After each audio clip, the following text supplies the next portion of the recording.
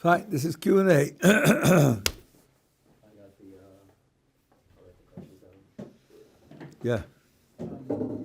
Someone with unhealthy habits, let's say smoking cigarettes, and they want to dive in for health and healing in Rafa'enu, it seems hypocritical. I know we have to do it anyway. I'm doing something unhealthy, but give me health anyway, Hashem. So how to really approach this? I'm a little bit lost now. He's a smoker. He's a smoker, and he comes to Rafa'enu, Yeah. Shmona Esrei, and Yes. he feels like a hypocrite because he's asking for health, but he's not really putting forth the effort, or he's doing something unhealthy, and he's just saying, Hashem, give it to me anyway, even though I'm being So stuck." the general question is he's asking for something which he could invest in, and he's not investing in it, and he's asking for help anyway, and he feels a little bit like a hypocrite because he's not willing to put out the investment. Well, first we have to decide that in his case, putting out the investment would be the right thing to do. Let's say he has good reason to think that HaKadosh Baruch Hu wants him to make the investment. Then I think that just asking that Hashem should deliver it to him would be, to a certain extent, hypocritical. What he might say is that I find it difficult to muster the strength of will to make the effort. I'm asking you for help in mustering that will. And that might be something which he feels he's stuck. He's facing a wall that he doesn't know how to overcome. But I agree with you, to ask for a free ride would be a mistake. It would be not only hypocritical. Hypocrisy is a tricky term, and I don't know if it's the one that we want to have here. You're not doing what HaKadosh Baruch Hu wants from you. Now, having said that, I want to put in one little qualification. Our understanding of praying for something is hishtalut. That is a way of doing something so that it should happen. It's not in place of doing something that should happen. It is a way of doing something that should happen. So, by praying for it, he's already doing something on his own, that what God wants him to do in making it happen. But it could be a very, very tiny gesture compared to the kind of effort that he could be putting forward. And I think that just asking for the outcome in that kind of brazen, self-satisfied fashion would be a spiritual mistake. Quick follow-up. So someone smokes 7/8 of a cigarette and puts it out as their effort, just to start with. That's an effort. So now, to measure effort is something which would require total understanding of the person's personality and all of his dynamics of his character. But I agree with you, especially when you're facing a bad habit, a deeply ingrained habit. Any move against it is significant. My Rabbi Zatzal told us about eating. If you have trouble overeating, when you fill your plate, fill it up as much as you want. Leave one bite over. What you are projecting is, I'm the master of that bite. I wasn't lost. I'm the master. If you ingrain in yourself that last bite, you said no, then you build in yourself the realization that I can say no, and then you can build from there. So it can be the first step that starts a whole procedure. So indeed, that can be a significant step. Yeah. Yeah. At what point are you considered halakhically dead? Oh, I don't. This is very, very tricky. I'm not, neither am I good at the physiology, nor am I good at the medical, or I don't know the halakha again, that is very much. Rabbi Tatz has a book on medical ethics where he talks about that in great detail. Rabbi Tatz is a medical doctor, also a close disciple of Moshe Shapiro. He heads the JLE in London, and you can write to him. He'll either cite some passage from his book, or he'll give you some pointers on it. It's an interesting, tricky subject. In addition, especially in the light of the fact that a lot of what's reported by the medical profession isn't true. One proof of that is that they've changed their minds so many times. Is brain death? What is brain death? How do you know it's really dead? Did you go test all the neurons? 10% of the neurons? 1/100th of the neurons? No, you didn't, because that's 1 billion or so. And you didn't test all. I mean, you didn't hear signals. Well, how much does your instruments pick up? And there have been people who have awakened from what's supposed to be a vegetative state, and sometimes they can report on all the things that happened in the meantime. They were suffering with locked-in syndrome or something else. It's very difficult and complex. I'm not qualified to answer it in any detail. Yeah. In that line in Bereshit, Vayachulu Hashemayim v'Haaretz v'chol Sava'am. Sorry if I mispronounced anything. What is that last part, Sava'am? It means the items that are in that category. So, for example, if you thought of the skies, that would include all the birds and other things that fly. It would include the weather patterns that take place within the skies and so forth and so on.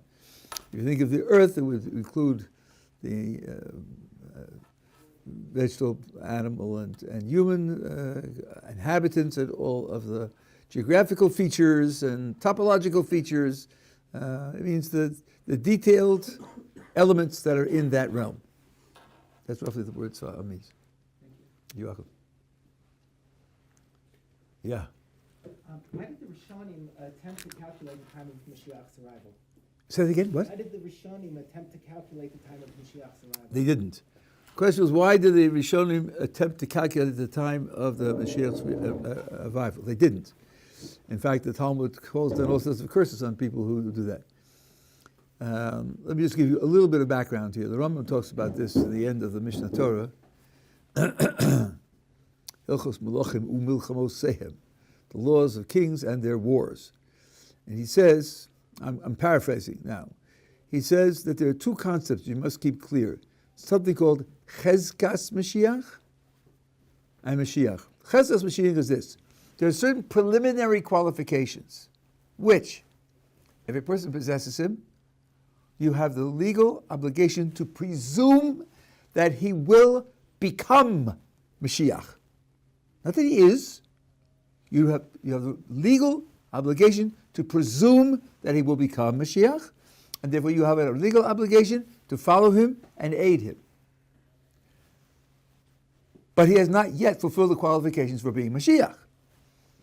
So that would include being a scholar, being someone who is working to unify the Jewish people, to unify the efforts to repopulate the land of Israel, to rebuild the temple, to protect Jews everywhere. Those are the kinds of qualifications which give you presumption of someone who will become the Mashiach. To be the Mashiach means to actually bring all the people back to the land of Israel, to actually rebuild the temple, to actually usher in a period of universal peace and universal recognition that the Jewish people have the truth about God and the Torah is the truth, and so forth and so on. That's what it takes to really be the Mashiach. So now, Rabbi Akiva, who gave support to Bar Kochva, that's not because Rabbi Akiva said he was the Mashiach and made a mistake. No, Rabbi Akiva didn't make any mistake. Bar Kochva, in Rabbi Akiva's eyes, had possessed the qualifications of presumptive Mashiach, and therefore he felt there was an obligation to follow him and aid him. And when it turned out that he didn't fulfill that presumption, didn't fulfill that potential, so then it was clear that he wasn't the Mashiach. Others of Rabbi Akiva's contemporaries disagreed about the qualifications of presumptive Mashiach. They didn't even think that Bar Kochva had a presumptive, but no one said that he was Mashiach.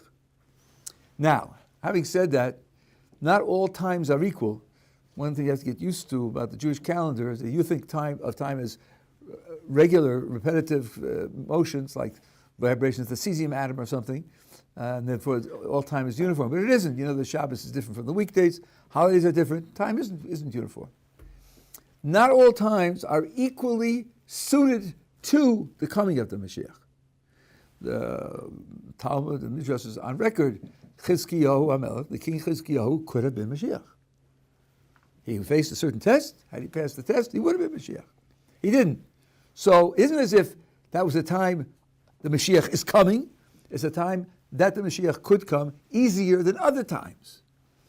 This is what the Rishonim calculated. They calculated times where the preparations for Mashiach were more present, and therefore there are times which, if the right efforts would be made, if the Jewish people would all reorient themselves in the right direction and unify, then the Mashiach could come at that time. But no one made a prediction. No one said he's. When the Rav says it was an easier time for Mashiach to come, I don't understand what that means. Does that mean people have to do a little less tshuva than normally to bring Mashiach, or I mean, what makes it easier for him? It's a worry that bring him. I thought. Well, if it take for example Chizkiyahu. Chizkiyahu witnessed a gigantic divine miracle, which had a tremendous effect on the whole of the Jewish people. Had he committed that miracle to the expression of Shira, he would have been the Mashiach. Everything else had happened. So there was needed just that one last effort. That was a time when they were almost there. I don't know why that's. I don't hear that as a subtle and difficult concept. Sometimes the conditions are set up where many of the things that would be needed to initiate are present. I don't know what more to say than that. Yeah, question. Things that are you're blurry to my eyesight, but I can see up close. Is there really any reason for me to buy glasses?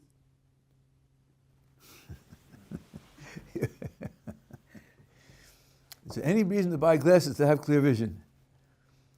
Yes. Next question. Let me ask you the opposite question. Is there any reason not to spend half the day drunk, knowing that when you're drunk you can't concentrate well, can't think things through, you misperceive the things around you?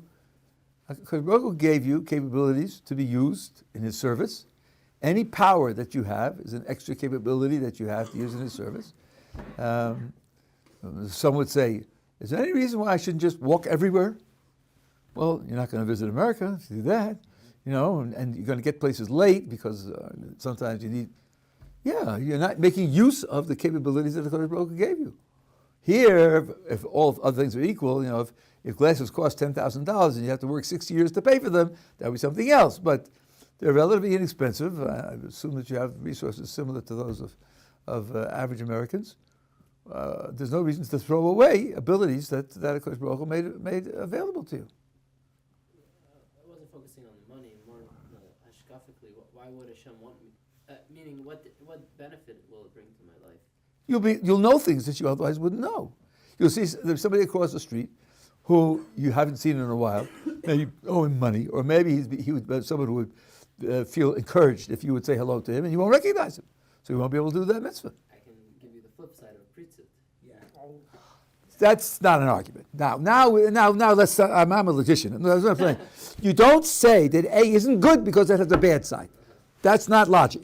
It has a good side, and that's a reason to do it. In fact, that it also has something that can be dangerous. Doesn't take away the reason to do it. You have a reason to do it and a reason to be worried. And maybe one outweighs the other, but it doesn't short circuit the reason. You asked what reason is there to do it. That is not a response to saying there's a reason to do it by saying that there's also a reason not to do it. That's not logic. The reason is there because you'll get information and have abilities you wouldn't otherwise have. If it leads you to do things are bad, and you weigh up and say the bad things are worse, then you shouldn't do it. But that doesn't mean you didn't have a reason. You had a reason to do it, and you had a stronger reason not to do it. Careful with logic, especially in here. Yeah. Why is there references that say that getting angry is like avoda zara? Okay, it's a tricky question. Getting angry is like idol worship. One, I think, fairly simple explanation is this: emotions often express certain propositions. You're committed to a certain proposition, and that's why you have the emotion. A person who feels fear normally is because he's convinced that he's in danger. That's why he feels fear. So the proposition is I'm in danger. Because he's convinced of that proposition, that's why he feels what he feels. So I think it's a good exercise whenever a person feels an emotion to ask, what proposition is it based on? Again, this wouldn't be universal, but it's very, very common. What proposition is anger based on? I think, and there may be several, but one of them is this shouldn't have happened. It should not have happened. It was wrong that it happened. The world would have been a better place if it hadn't happened. Now, let's follow out the consequences of that proposition. Shouldn't have happened, but it did. Who's running the world anyhow? How is it that things happen? Well, if there's an all-good, all-knowing, all-powerful God, how could it be that something happened that shouldn't happen? Where does that fit in? So if I'm focusing on it shouldn't have happened, because that's what drives the emotion of anger, seems to me there are only two ways out. Either the Creator who really made the world isn't all good, or isn't all powerful, isn't all knowing, or there's more than one power. And this event was the product of that other power, and not the God who made the universe. Either way, in the second way, it's straight out idol worship. There's another power that's also running the universe. And the first, it's contradicting the basic qualities that the Torah teaches that God has, which means that whatever's left, if you do relate to that at all, it's not God. It's something else. So again, you're stuck with acknowledging a power which isn't God that's running in the world. And that is the basic idea of idol worship, is that there are other powers. So that's one way to see the link between getting angry and idol worship. Yeah. When we do mitzvahs, is it purely for our own benefit in Ramadan when you get listening, let's say, or is it also for Hashem's benefit? When we do mitzvahs, is it purely for our benefit, or is it also for Hashem's benefit?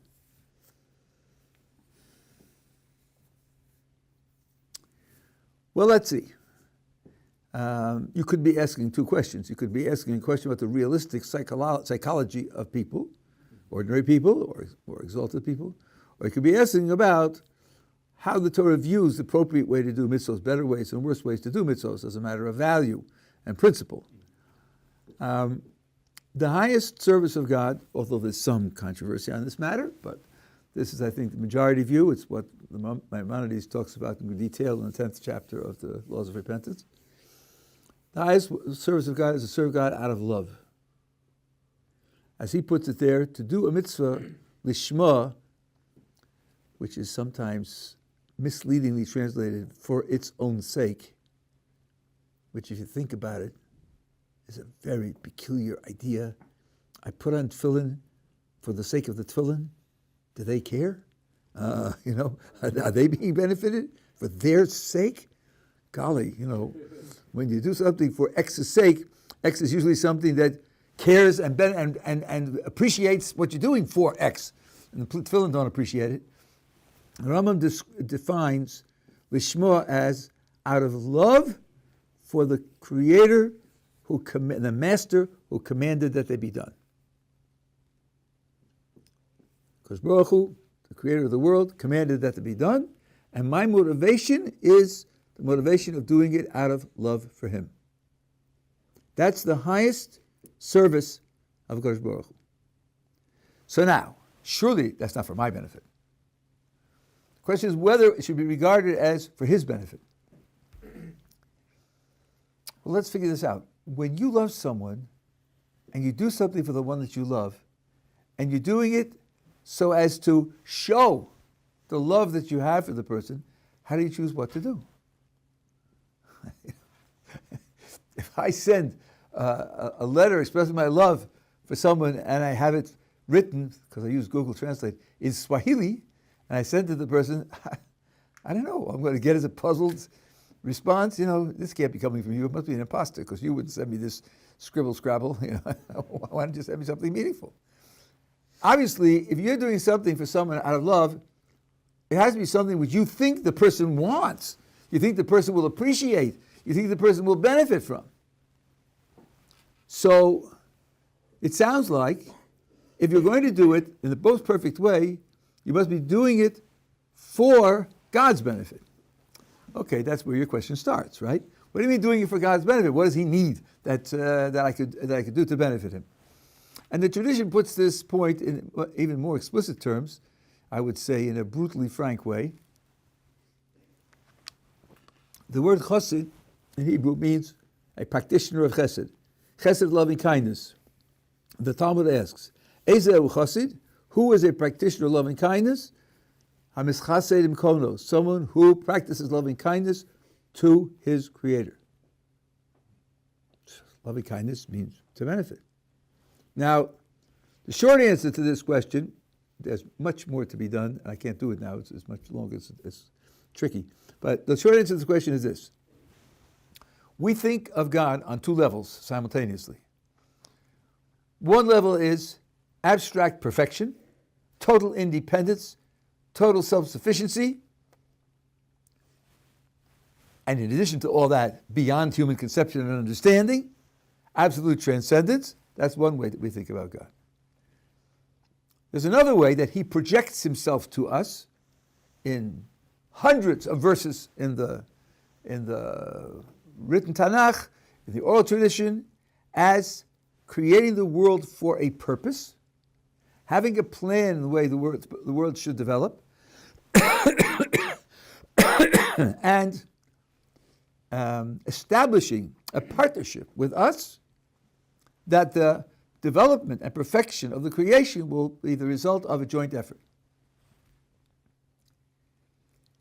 And according to this picture, that's what he wants done. He wants the world to reach its perfection through this partnership effort. Okay, if I now am informed as to what he wants done, so then I can act so as to do what he wants done. I can act to do it because I love him and I want to do what he wants done. In that sense, I am benefiting him. I'm giving him something that he wants. So would it be wrong to say on some level God needs us? Or Well, first of all, to say that God needs us, there are two answers to that question. But one answer is this. Why would it worry someone to say that God needs us? Because you think that needing anything would be a contradiction to his perfection, because, as I said 2.5 minutes ago, perfection includes self-sufficiency, independence. To need sounds like you don't have enough for yourself, and you're dependent upon something else. That's what it sounds like. But if you analyze it, you could see that's not necessarily true. Suppose I need X. But suppose I can freely create X out of nothing with no effort. So I do, and I provide it for myself. When we say I need X, am I thereby describing myself as less than perfect? I don't see why. Because in this scenario, I'm not dependent upon anything. I'm not weak. I'm perfectly self-sufficient, perfectly independent. I need X, and I'm arranged that I should have X. I arrange it on my own, and I don't need to have anyone's help, and no one can stop me. So then saying need seems, what we would call in Hebrew, parv. It seems transparent. Okay. For his situation, X is a necessary condition, but he's not any weaker because of that, because he provides it for himself. And of course, God provides what he needs by himself that way, for sure. The other thing, which is a little deeper, is this. I'll give you an example. Let's suppose that we're playing chess. I've invited you to play a game of chess.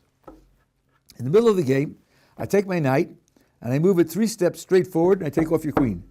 And you say, you can't do that. I can't do it. Watch, I'll do it again. Off with your queen. So, but that's not chess, it's against the rules of chess. Okay, so what's stopping me now? What's stopping me now is my own decision to play chess. Given my decision to play chess, then I can't do this, I have to do something else. But that need is subject to my own decision. Not binding me, it's a consequence of something that I decided. Right? This whole project of creating the world is something that's rooted in God's will. If it's rooted in God's will, anything that the project requires is something that traces itself back ultimately to his will for this project. So again, the word need there doesn't indicate an absolute dependency or an absolute weakness of any kind. So that's two ways to handle the problem of need. I mean, these are important things, but they're like standard. Yeah. Okay. Yeah. Is begging for money a proper form of ever a proper form of hishtalut for a haredi? Is begging for money a proper form of effort to get money? Absolutely. Absolutely. It's one of many proper forms. And if one can do it without begging, generally, then it's preferable to do it that way. But sometimes it can't be done. One of my mechatonim, parent of son-in-law of mine, Rishonim, lives now, even now in Moshiachs. He had 14 children, and he had 2 businesses, and he worked very hard at them, and he made reasonably good money. 14 kids is a lot of kids. And along in the middle there, somehow, it became impossible for him to continue the weddings, one wedding every year, year after year after year.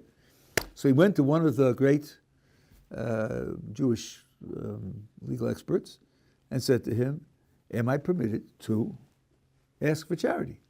He said, well, in the last 20 years, when people came and asked you for charity to help marry off children, did you give?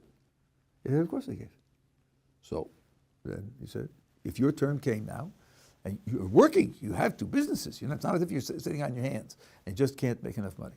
Now, having said that, I can't resist putting in a footnote which may occur to people, and certainly this is being recorded, so it may occur to people outside as well. I'm not talking about the people who say the planet can't support more life, we're choking the planet. Okay, someday we could talk about that. You can guess my views on that.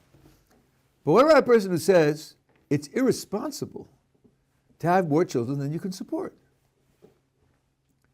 So there are methods of contraception. Measure your expected income against what you want to provide for your children, and stop having children when it exceeds your income. Otherwise, you do something irresponsible. I think that a judgment like that depends upon a certain moral context, and if you change the moral context, you could get at a very, very different judgment. And the question is, where does the responsibility for raising children lie? Does it lie with the parents, or here's an alternative, it lies with the community as a whole? The responsibility for the children is on the community as a whole, not on the parents only. Parents have a first responsibility, but when they run out of resources, they're not cheating on anybody, and they're not unjustly taking money from others, because the responsibility really relies on the community as a whole. We look at the money that people have, especially people who have a lot of money, as a divine gift to be used in divine service. Not a divine gift to spend your summers in the Alps. It's a divine gift to be used in divine service. The story of Rabbi Parmeslan, he had a chassid who was very poor. So he said, go to that city, which was quite far away. Go to so-and-so and say, you want a certain amount of money from my account. I'll give you a letter. So he goes to that person, and he presents the letter, and the fellow says, I don't know what to tell you. Rabbi doesn't have an account with me, so I respect him, but there's some mistake here. He mixed me up with somebody else. I'll give you some money, but he's asking for a lot, and I'm not prepared to give it to you. Fine. Comes back to Rabbi Meir, and Rabbi Meir says, okay, we'll get it some other way. At that, shortly thereafter, this fellow who was quite wealthy, his fortune started to decline to the point where he had to sell everything, and he himself became a beggar. He's wandering from city to city, comes to Parmeslan, and then it occurs to him, 16 years ago, yeah, that guy came, and then Rabbi Meir said, he has an account with me. I don't understand let me ask him. So he goes to him, he says, that fellow came. What did you mean when you said you have an account with me? He said, because Baruch Hu gave you that money, you're a holder. You're not an owner. He didn't give it to you to put in your pocket. He gave it to you to disperse under conditions where the Jewish people needs it. When I sent you that letter, I meant that's part of it you're holding for me, because that's why you have it. You have it as an agent. If you're the treasurer of AT&T and you make out a check to pay one of AT&T's debts, and you think, I'm making out a check. Must be my money, How else could I make out the check? you're going to be in trouble because you're the treasurer of the company. You're not the owner of the. You're only a treasurer. I was telling you, some of that money that you're holding for me and others like me who need that money for people who are really in need. So I don't think there's anything wrong with that at all. Now, people understand this on one level. Let's say you have a private school. I suppose every private school, Jewish, not Jewish, or has tuition, and they make exceptions for some people whose children are very deserving and they can't pay tuition. So what does it mean that richer people who send their kids to the school and pay full tuition are really paying for these children also? Do we feel that the richer ones are being victimized? I don't think so. They can afford it, and making things available for children who deserve it is not just the responsibility of the parents. I taught at the university. One thing that really gave me a chuckle was when the students went on strike because they didn't like the policy of the university and so on and so on. At that time, 2/3 of the students' education was paid for by the university. Students coming in with this handout, please give me charity, and my way, the way I want it, only under my conditions. Excuse me, we're offering you 2/3 of your education for free. You don't like the offer? We'll get somebody else. At that time, there were 10 applicants for every student we took in. So, and what's the point? The point is that a large number of people who are wealthy feel it's a responsibility to provide advanced education for students who are coming up the ladder, so they don't have to pay for it all themselves, let alone state universities, which sometimes, like UCLA, are excellent universities. And again, you pay very, very little. So why don't you feel like you're victimizing the rich or taking from somebody or begging? No, there is such a thing as communal responsibility. We take that communal responsibility very seriously. And the idea that a person should limit his family size because he can't personally pay all the bills for his children, from our point of view, that's insane. That's a complete mistake in understanding the nature of children, the nature of community, the nature of responsibility. May I plan to beg then? A plan like that sounds to be like trying to read God's mind. You don't know where God's going to put you. You don't know where God. You don't know what your fertility will be. You don't know what the fertility of your wife will be. It's not something you can plan for. You can only say, if circumstances require it, I'm not going to rule it out in principle because of some false moral principle that has a wrong picture of where responsibility lies. What gives you the right to be a burden on the community? I'm not here. What? What gives you? How come you get to decide? Okay, I'm going to be a burden on the community. If you know you're going to be a burden on the community, that's still all right? Again, you don't know anything. You don't know where you're going to be 10 years from now. Maybe your uncle will discover oil and you'll inherit $1 million. Or maybe, God forbid, you won't be able to have children, or you'll have only a few children. You don't know that you're going to be a responsible. But if you understand that, let's see if I can make this more vivid. To me, we're getting to the point where 2 + 2 = 4. Let's talk about, over a lifetime, how much benefit people bring to the world and different sectors of the world. Let's say a person lives 90 years, 100 years. How much of the benefit that he brings to the world do his parents get? 5%? The other 95% is benefit that he gives to other people. He creates something, he teaches something, he advances something, he does something, and he makes the world a better place in some way. Right? Well, why don't those 95% have an interest in supporting him? Because they're going to get a benefit from him. The idea that it's an individual project that's sealed off from the rest of the community, to me, is it's just not realistic. That's not the way the world works. Yeah. Do you recommend 18-year-olds to go to college? Or do you recommend people to go to college in general, universities? I do universities or 18-year-olds. I don't think there's any general rule. I think it's going to vary from person to person and vary with circumstances. I will tell you this. I taught Johns Hopkins for 10 years. The number of students who came in who didn't have a clue what they were doing there. Well, yes, they did. Sure. There was parties and drinking and, and other things like that. Where they were going, what they were trying to achieve, where they wanted to end up. 1, 2, or 3 years were wasted. It could have been much better used. one of the reasons that I tell students to use that when they want to take time off to go to yeshiva is that if you spend a couple of years in yeshiva before you go to university, you'll use the university much better. You'll get much more out of the university. One guy came in here after he had his BA. I'll never forget, he's here in the beginning program, but the base medrash is 50 feet from here. The old base medrash, the new base medrash. And he said to me one day, I'm looking at those guys. They're sitting there 10 or 12 hours a day.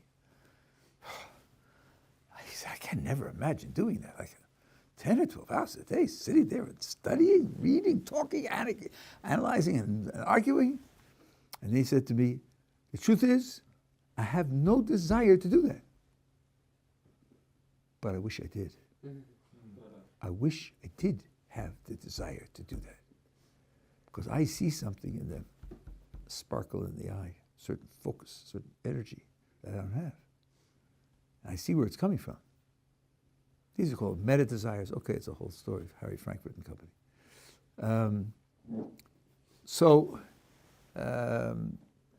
The I don't know how much more to say about this. There's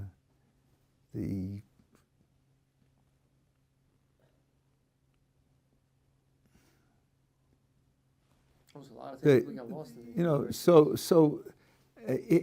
if you don't have that, I mean, he told me he wasted his college education. He was majoring in liberal arts. I taught liberal arts. I know what that means.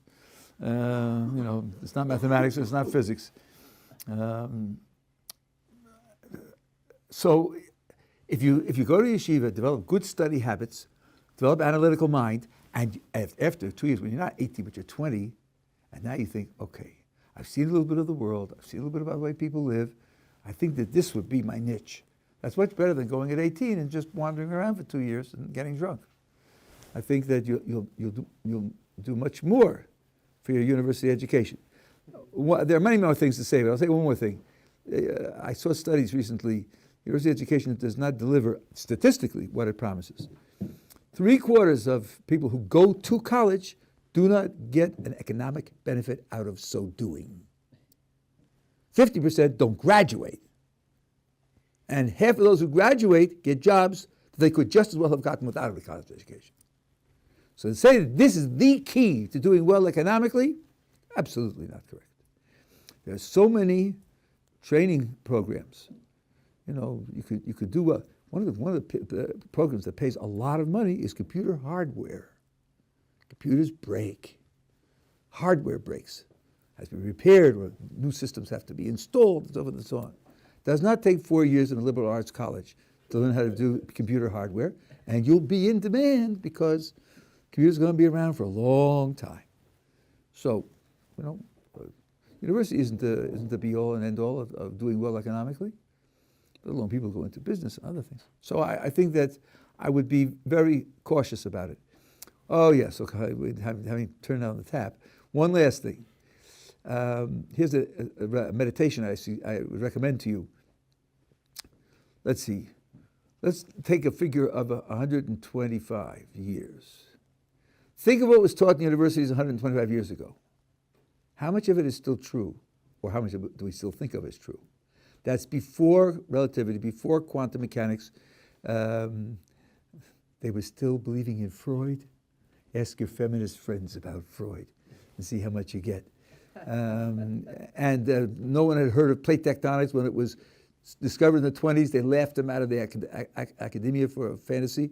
It turned out to be right. I mean, there's so much. I remember when I was a kid, this is in the early 50s, we had a geology book in high school. One year it said that the Earth is 2.5 billion years old. The new edition came in the next year, it was 5 billion years old. I thought, 2.5 billion years over the summer, that's not bad. Okay, so you say, oh, well, but that was 125 years ago. What do you think people will be saying 125 years from now? Will they look back at us and say, well, that's what they believed then, but they didn't know this, they didn't know that. They still didn't solve the problem between quantum mechanics and relativity, which can't be put into practice simultaneously. But now we know. So then, what are you studying in university today? You want to know the world? No, you're studying today's guesses as to what the world is, many of which are false. So don't be so noble about it. I'm discovering the world, living in the world. For 300 years, Newton was riding high, and everything that Newton taught was false. No one doesn't tell you it's true except when it gets too small or too fast. It's false, period. Just that the difference between the false and the true is so small we don't care about it. But his description of the way the world works is just wrong. So, the nobility of learning about the world is largely a myth, largely a mirage. That's a few things to take into consideration. There's more, but I could, yeah. I thought I was saying, yeah. Considering the way women dress nowadays, even in the winter, what's expected for Shemiras enaim? Because the Rav said about the glasses, well, you gotta see. I can't look at the floor all the time. So I think that's right. But I think that there are two things to do. First of all, you can minimize it to the extent that you can. Number two, you can insulate yourself to a certain extent by creating in yourself, we're talking about women who dress in exposed fashion, and as you pointed out, even in the wintertime, which is quite true. You can insulate yourself to a certain extent against the negative effects by reinforcing yourself a certain attitude. A woman who wears an 18-inch skirt in Manhattan, January 26th, with the wind chill factor is, 10 degrees Fahrenheit. What's going on there? I know the emotion that comes up in my mind when I consider that is pity. She's a tool for a heartless industry that doesn't care about her health, doesn't care about her pleasure, doesn't care about her dignity. It certainly would reduce any sense of attraction. She's a victim. She's a victim of these cultural forces, and she's either powerless or not well educated or understanding to appreciate that she is a victim. She's falsely proud of these things. It's very sad. It's very sad. Yeah. How can you free those people from being a victim? How can you say again? How can you free those people from Oh. being a victim? You're asking now what's really a psychological question. How can you free them from being a victim? I'm not a psychologist. Sometimes I offer opinions based on my experience, but I think we vary very much from person to person. I mean, I'm a logician. I argue, I debate. I would one thing I would, if I could have a calm conversation with such a person, I would say, in your interactions with other people, men and women, what image of you would you like them to have of you?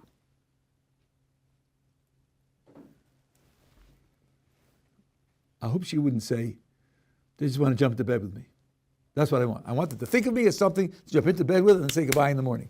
Women aren't like that. And they want attention. They want attention. They want commitment. They want a sense of sharing, right? So, and I say, well, if that's the picture that you would like people to have of you, is the way that you're dressing contributing to making that picture in their minds, or is it not?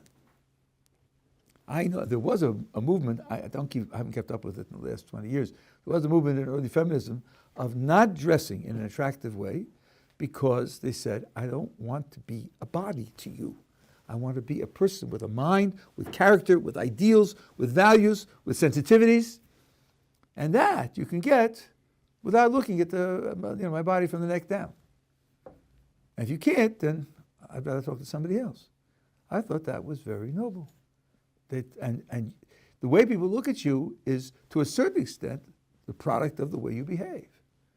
So, a friend of mine became a observant at Harvard. He did a PhD in brain physiology, teaches at McGill. He told me he went to a party of graduate students, and one guy came in with his wife, who was wearing next to nothing, and he said to him, why do you let her dress like that? He said, let her? I tell her to dress like that. Let the other guys drool and know that they can't have her. Is there anything sicker than that? graduate student at Harvard. You might have thought he was intelligent, but that, of course, would be a mistake. Right? You want to advertise the fact that you're negating your humanity and living like an animal? It's like, to me, that's, but let the person confront that. Let the person think about, what am I doing? What effect am I having on other people? What kind of effect do I want to have? How do I want to be thought of by other people? And ask whether you're not really shooting yourself in the foot. Now, the honest answer would be, but I'll have no friends. I mean, who will I associate with if I don't dress like this? Everybody does this. Okay, that's a problem. That's a real problem. And one thing to do is to find new friends, obviously. And the other thing to do is to try to carve out a niche for yourself. All this acceptance, which is supposed to be the diversity. You say, wear a sign, I'm diverse. There are also ways to act in the way that you dress. Sometimes you cover yourself up, but you act in such a provocative way that the fact that your skin is covered doesn't matter. And there are other ways where, I'll give you one more example, and then I don't have time for a couple more questions. It says that Sarah died, the verse says she was 100 years and 20 years and 7 years. Why repeat the years? So the Midrash says that at 100 she was like 20, and 20 she was like 7. In what respects? Well, at 100 she was just as blameless as she was at 20, because in heavenly evaluation, a person is not responsible till they're 20. So at 20 she was totally blameless. At 100 she was also totally blameless. And at 20, listen to this, she was as beautiful as she was at the age of 7. Wow. What does that mean? Don't you think that a woman becomes much more beautiful when she moves from 7 to 20? That's what you mean by beautiful. You'll have little children, daughters, come in contact, cousins, whatever it is. A 7-year-old, especially a girl. See, girls are different from boys. Girls are much more mature. They're much more thoughtful. Watch kids crossing the street, The boy runs, straight, go! The girl stops and she looks this way, looks that way. Waits until the car is passed, and then she goes across. You can talk to a girl. The boys are just hopeless. Having been there and done that, I know what I'm talking about.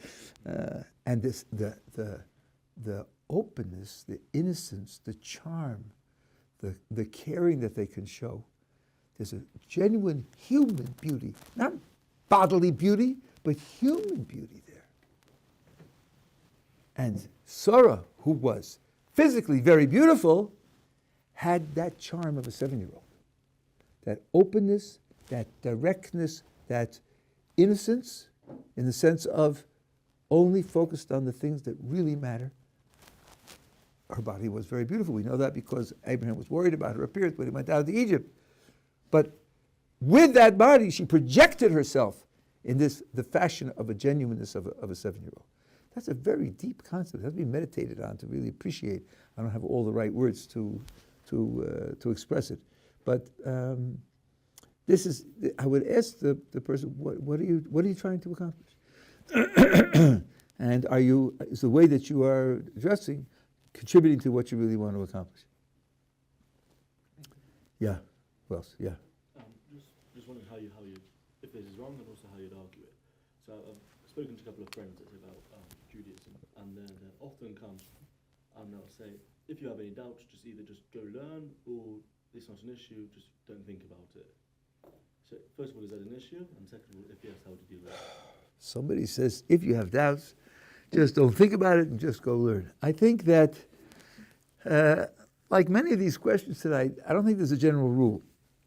I think it would depend a lot on where the question is coming from. You probably won't excuse me, and I won't ask you to excuse me, but at a certain age, a lot of your questions come because you're fighting with your father. That's why. I remember hearing an interview with someone, this was in the 1980s, and a teenager, and they asked him, what do you see in heavy metal music? And he said, it's enough for me that my parents hate it. That's right. Independence! In your face! I'm doing my own thing! Leave me alone! If that's where the question's coming from, I'd say, wait 5 years. We'll see whether you feel the same way. No point in talking to you. He needs the question in order to express his anger, his frustration, his unfulfilled desire to be independent, and presenting him reasons to think about it differently. He's not going to hear you. He's not prepared to hear you. I'm waiting for the person of that age to say, look, I'm concerned about this issue. Now, I know that I might be wrong here, and I know there's alternative there. Not sure which alternative is better, and I'm wishing to explore the issue. That's vanishingly rare. The attitude that I get from people of that age group is, you're obviously wrong because of this. See? Well, that doesn't express the mind of a balanced inquirer who's thinking of different sides of the issue, who may have read. I was just as guilty. When I went to college, I was an atheist, right? I hadn't read a single book on religion, and I hadn't read a single book on atheism. It's just socially, you couldn't get along if you were an atheist. Let me tell you something. Maybe it doesn't exist anymore, but there's something called LUG. This was at Midwest University. Right? It's called Lesbians Until Graduation. Of course I want to be a mother. Of course I want to have a family. But if I say that, I'll have no friends on the university. So while I'm here until graduation, this is what I say, this is what I do. But when I graduate, then of course I'm going to move to something else. So you're dealing with a state of mind, a state of development, and a social state that is very hard to get people to think seriously about something. That's one of the reasons why when people write to me and ask me to come to speak to me, I usually say, here's material that I have written. I'm committed. If you read something that I've written or listen to something that I've said to the recorded things, and you want to comment on that and ask questions about that, I'm committed to answer. Will you have the patience to invest an hour to listen to a lecture or read an article that I've written or something like that? No. So you just want to come and fight? I don't predict success. I don't predict that you'll get anywhere. You just want to come and fight. So if you win, you win. And if you lose, you win because you lost, because I obviously treated you unfairly. Otherwise, you wouldn't have lost. Right? Okay, guys, I have to teach upstairs.